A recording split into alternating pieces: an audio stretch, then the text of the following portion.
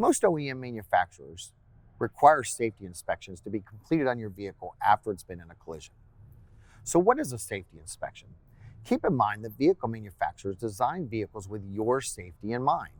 And so what they do is they install certain features in your vehicle that will protect you and your family in the event of an accident.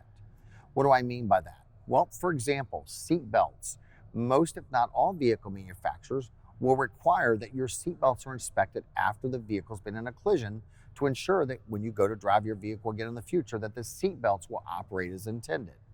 Other items that may need to be inspected as a result of a collision are items like steering columns. Many vehicle manufacturers make a collapsible steering column that's made to protect you, the driver, in the event you're in an accident.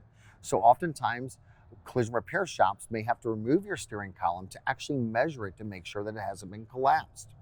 Other items are airbags or airbag sensors. So again, ladies and gentlemen, most, if not all, vehicle manufacturers will have their repair procedures, which again is the instruction manual for the vehicle, and it will specify very clearly in detailed information how the collision repair professional needs to inspect these components to make sure that they're all operating as intended.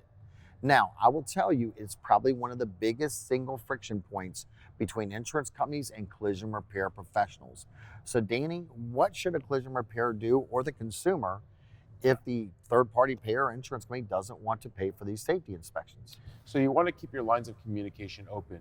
I mean, you chose the repair shop for the quality and the commitment to you, and what you shouldn't do is expect them to compromise the safety of your vehicle, before returning it back to you. So again, talk to your collision repair professional. Make sure that you keep your lines of communication open with your insurance company and the shop of your choice.